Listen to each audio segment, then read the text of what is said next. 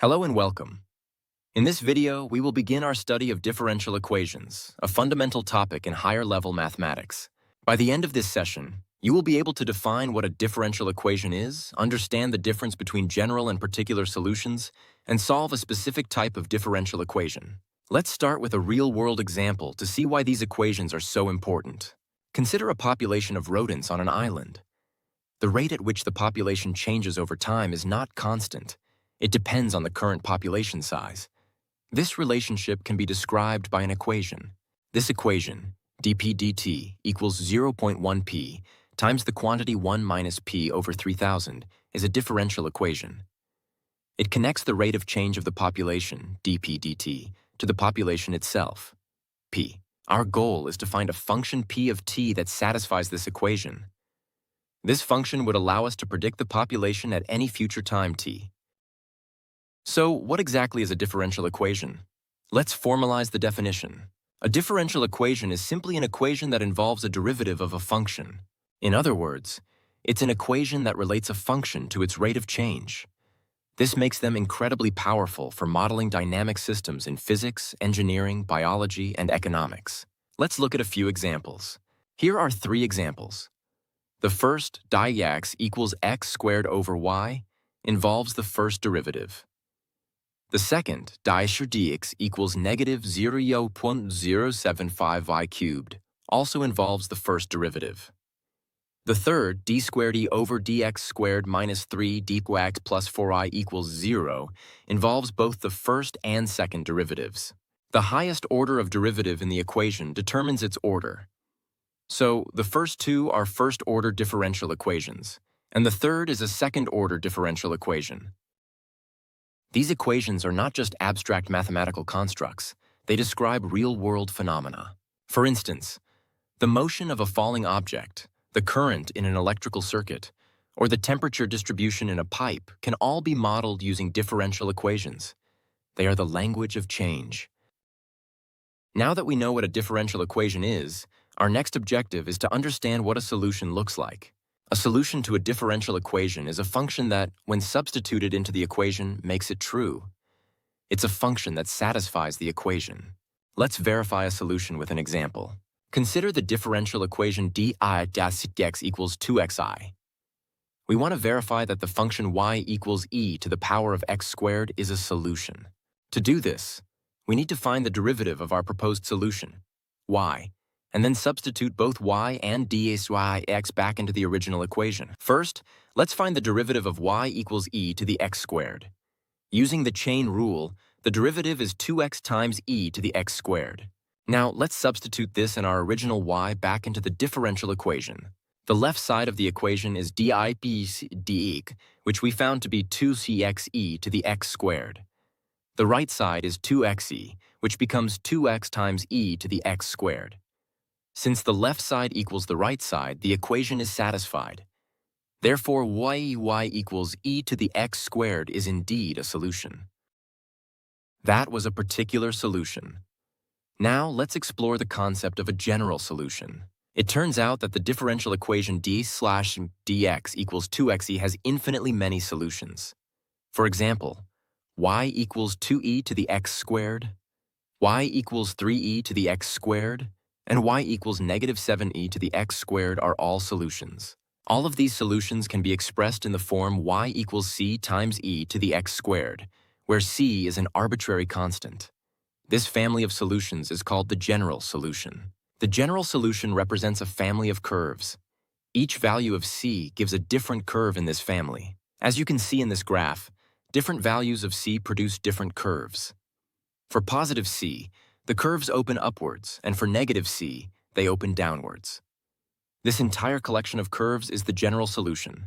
So, to recap, the general solution contains an arbitrary constant c and represents a family of curves. If the general solution is a family of curves, how do we find a specific one? This is where initial conditions come in. An initial condition is a piece of information that tells us the value of the function at a specific point. For example, y of 0 equals 1 means that when x is 0, y is 1. This condition allows us to find the value of the constant c in the general solution, giving us a unique curve. This unique curve is called the particular solution. It's the one specific curve from the family that passes through the given initial point. Let's work through an example to see this in action. Consider the differential equation dx minus 3I equals 3. We are given that the general solution is y equals ce to the 3x minus 1. Our goal is to find the particular solution that passes through the point 0, 2. The point 0, 2 gives us our initial condition. When x is 0, y is 2.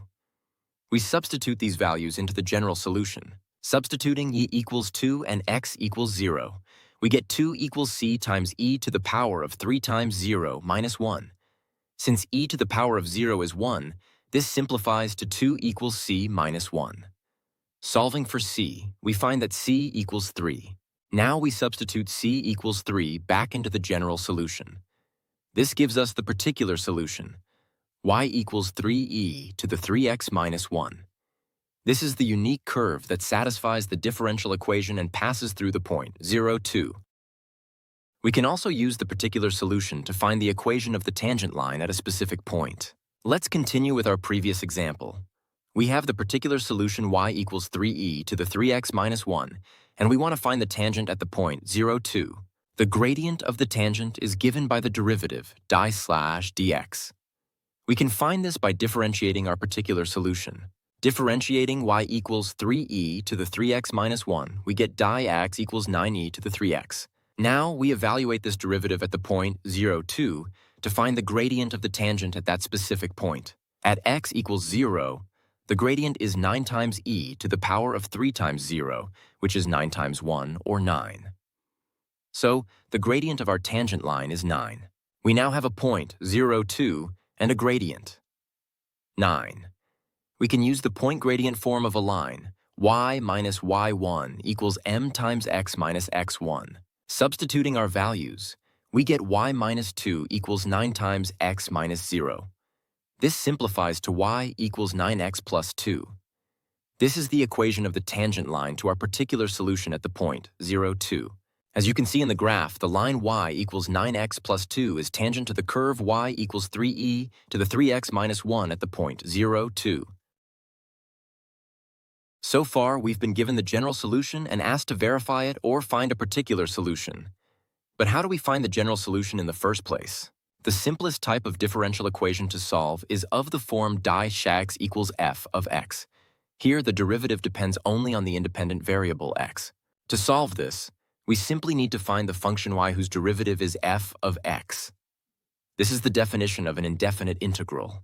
Therefore, to find y, we integrate f of x with respect to x. Remember to always include the constant of integration, c, to represent the general solution.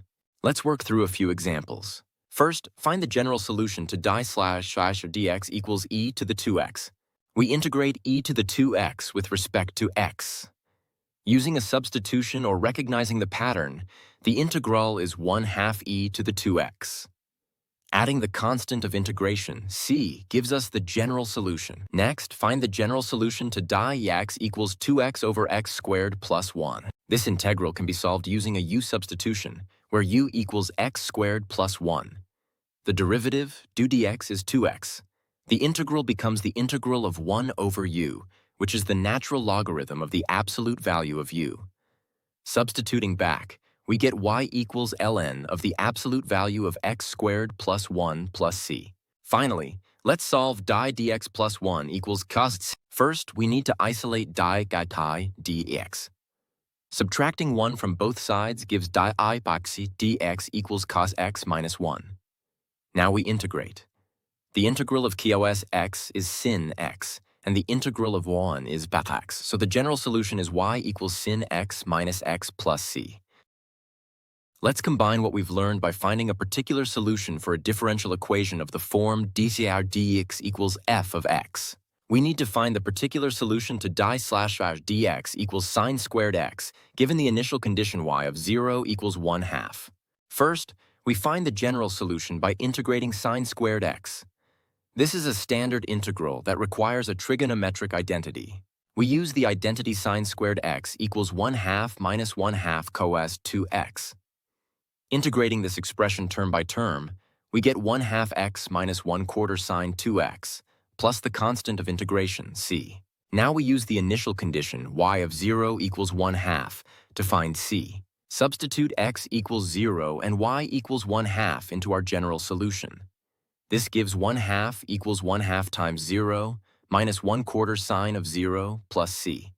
Since both terms with x are 0, we find that c equals 1/2. Finally, we substitute c equals 1/2 back into the general solution to get our particular solution. Y equals 1/2 x minus 1/4 sine 2x plus 1/2. Let's apply this to a real-world problem. We'll use differential equations to solve a problem in economics. The marginal cost of producing x earns is given by the derivative dc dx. We are also told that the initial costs, before any production starts, are £185. We need to find the total cost of producing 100 earns.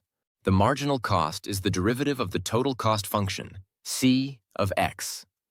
To find the total cost function, we need to integrate the marginal cost. We integrate the given expression term by term. The integral of 2.15 is 2.15x.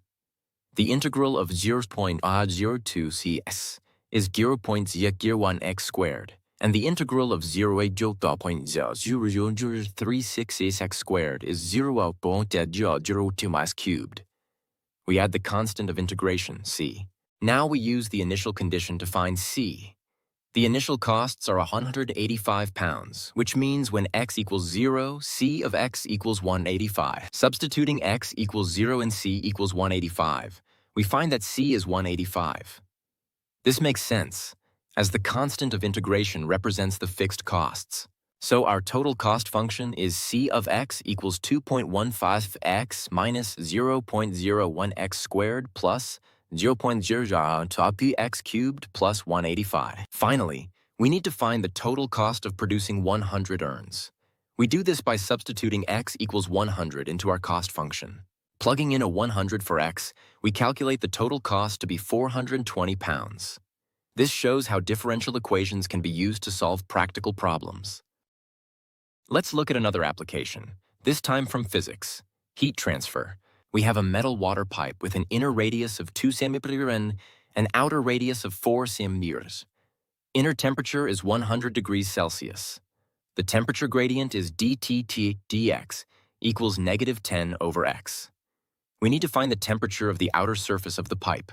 To find the temperature function T of x, we integrate the temperature gradient. Integrating -10 over x gives us -10 times the natural logarithm of x plus the constant of integration. C. We can assume x is positive since it's a radius. Now we use the initial condition. The temperature at the inner surface, where x equals 2, is 100 degrees Celsius. Substituting x equals 2 and t equals 100, we get 100 equals -10 ln 2 plus c. Solving for c, we find c equals 100 plus 10 ln 2. Substituting this value of c back into our general solution gives us the particular temperature function. T of x equals -10 ln x plus 100 plus 10 ln 2.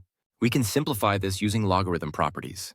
Combining the log terms, we get t of x equals 100 plus 10 times the natural logarithm of 2 over x. Finally, we find the temperature at the outer surface where x equals 4. Substituting x equals 4, we get t of 4 equals 100 plus 10 ln of 1/2. Using a calculator, this is approximately 93.1 degrees Celsius.